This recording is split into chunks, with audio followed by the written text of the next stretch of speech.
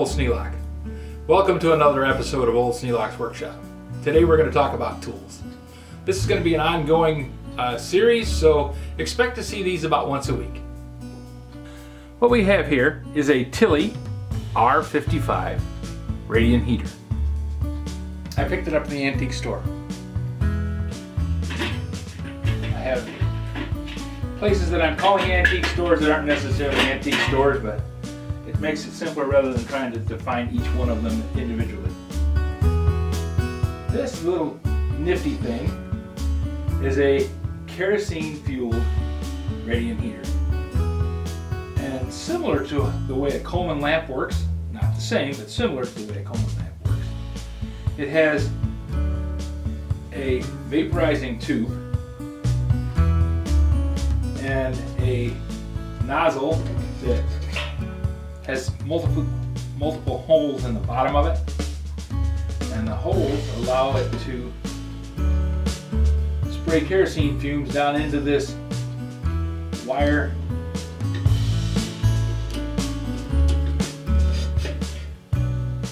piece here.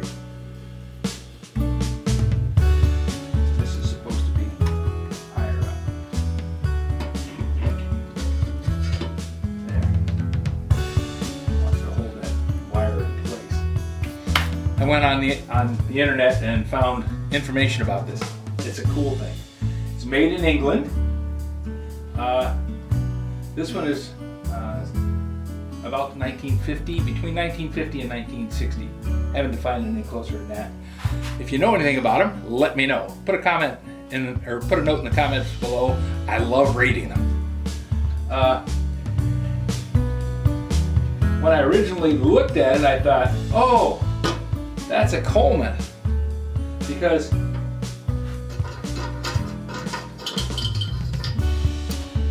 just like Coleman lamps, it has a pump. Remember the blow torches? And something that I knew but had forgotten, this one runs on what they call paraffin. Paraffin in England is what we call kerosene here. It's not gasoline, it's not as flammable, it's a little more controllable. It doesn't put out quite the BTU content that gasoline does, but it's not anywhere near as explosive. It doesn't vaporize. If I set a pan of kerosene here, it will stay there for a long, long time. If I set a pan of gasoline there, it's going to evaporate right away on me. So gasoline fumes are really hazardous because they're heavier than air and they go to the bottom of the lowest point in the room and collect there, and then if you have something like I do, which is occasionally a hot thing in the area, you can start a fire that you really don't want to deal with. Did I mention that this is a T55 reflective heater? Yeah. This is a T55 reflective heater. It's missing a few things. It has all the operating equipment, everything that I would need to make this little bugger work, but it has some accessories that make it work easier. One of them is a little tube that drops down over the top of this, and then the other one is a element that clips onto there and it holds alcohol. They use alcohol to preheat this metal tube, and that metal tube has a wick inside of it, and that causes the kerosene. No, that metal tube does not have a wick inside of it. The wick is down here. The wick brings kerosene up into this tube. The tube heats up, vaporizes the kerosene. The kerosene wafts. There's no pressure on it other than the pressure of the vaporization.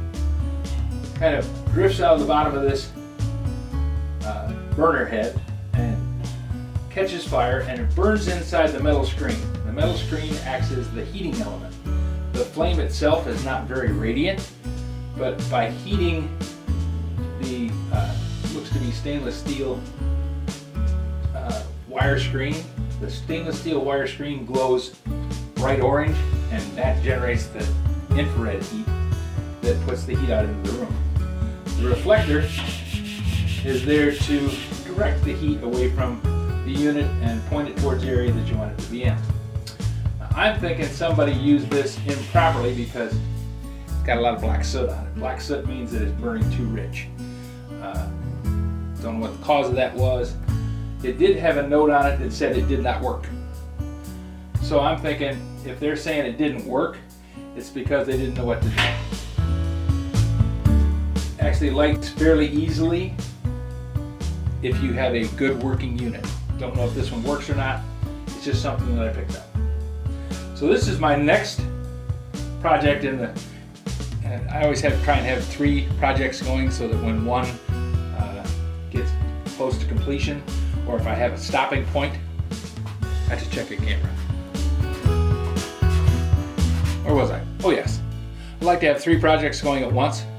That way if I have one project that reaches a stopping point, like when I have to wait for something to dry or paint to dry or glue to set, or I just don't have enough parts to continue, I can then leap over to another project and keep going because I like to have multiple things going. I like to always have something to be doing.